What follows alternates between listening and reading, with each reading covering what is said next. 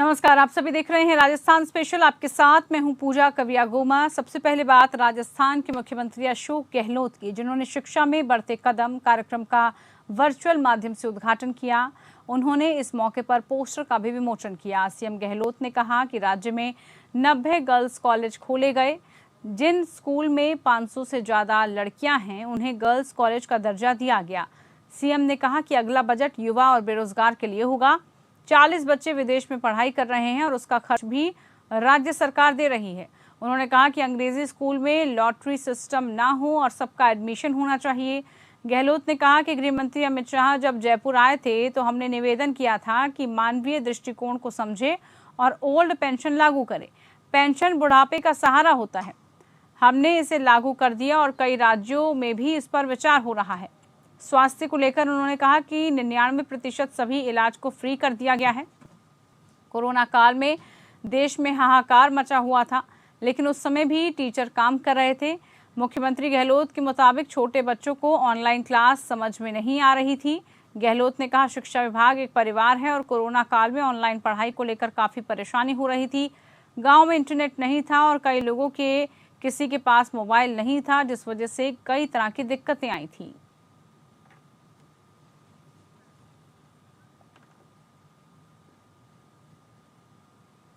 वहीं राष्ट्रपति चुनाव को लेकर विपक्ष के उम्मीदवार यशवंत सिन्हा जयपुर दौरे पर आए।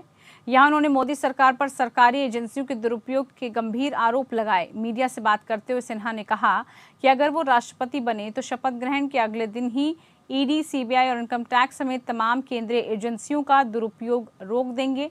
उन्होंने बीजेपी पर देश की चुनी हुई सरकार को अस्थिर करने का आरोप लगाया।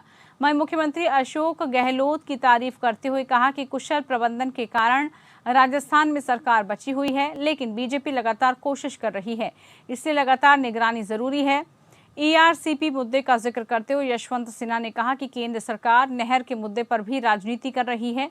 यहां के मंत्रियों ने मुद्दे को समझा है और इस आधार पर कह रहे हैं कि पानी और नहर के मुद्दे पर इस तरह की राजनीति से केंद्र सरकार को बाज आना चाहिए।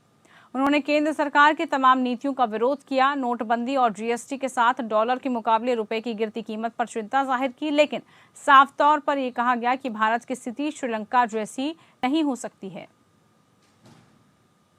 गोवा में तोड़ रहे हैं वो कांग्रेस पार्टी को।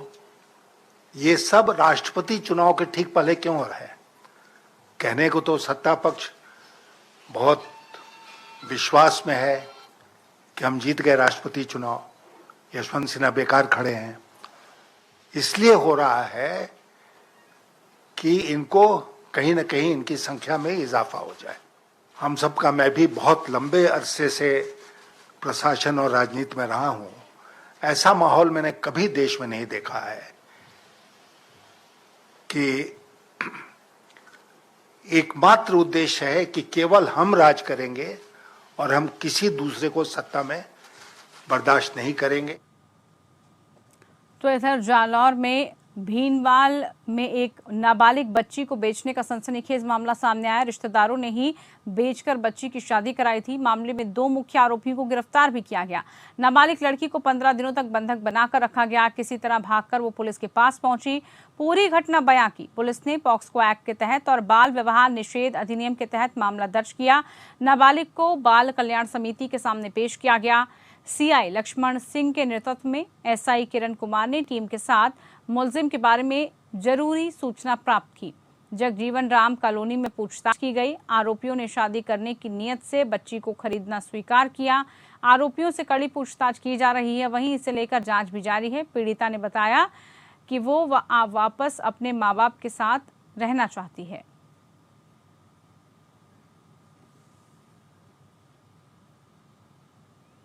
अलवर जिले के राष्ट्रीय राजमार्ग संख्या 48 पर हरियाणा बॉर्डर के पास कार दुर्घटनाग्रस्त हो गई। सड़क हादसे में एक शख्स की मौत हो गई, जबकि 4 अन्य घायल हो गए। घायलों का बहरोड के निजी अस्पताल में इलाज चल रहा है। तो वहीं सूचना मिलने पर मौके पर पहुंची पुलिस मामले की जांच पड़ताल में जुटी हुई है। मैं रामायण पाठ पढ़ रहा था, मैंने एकदम से आवाज सुनी, उधर से मतलब मेन गेट से कार आई और घुमा के ले गई। तो मुझे तब नहीं पता था गाड़ी मेरी टूट गई है। फिर यहाँ 3 बंदे खड़े थे, उन्होंने मुझे बताया कि गाड़ी गेट से आई, जैसे ही उन्होंने देखा कि चेन लगी हुई है और मेरी गाड़ी सामने खड़ी है, उन्होंने सोचा कि स्पीड में तो ये गाड़ी को उड़ा नहीं सकते, जाने का रास्ता नहीं है, वो वापस पीछे हुए और फिर आगे आके मेरी गाड़ी को पहले ठोका, इसके ऊपर गाड़ी चढ़ाई और फिर उधर के रास्ते से पीछे से निकल गए और उधर गेट को तोड़ते हुए गाड़ी वहाँ पे रुक गई। इधर जयपुर में भी लोगों ने जनसंख्या नियंत्रण कानून की मांग उठाई है। इसे लेकर जनसंख्या समाधान फाउंडेशन राजस्थान ने प्रदेश भर में उपखंड अधिकारियों और जिला कलेक्टरों को राज्यपाल और प्रधानमंत्री के नाम ज्ञापन सौंपा। इस मौके पर फाउंडेशन के प्रदेश अध्यक्ष राम चौधरी ने कहा कि आज भारत की 140 करोड़ की आबादी हो चुकी है। इतनी बड़ी आबादी को संसाधन मुहैया कराना सरकार के लिए सबसे बड़ी चुनौती है। देश में करोड़ों लोग बेरोजगार हैं, संसाधन घट रहे हैं, इसलिए सरकार को जनसंख्या जैसे विषय पर गंभीरता से विचार करना चाहिए। जनसंख्या नियंत्रण के लिए तुरंत कानून बनाना चाहिए। फाउंडेशन के संरक्षक ज्ञानदेव आहूजा ने कहा कि हम दो हमारे दो सबके लिए लागू होना चाहिए।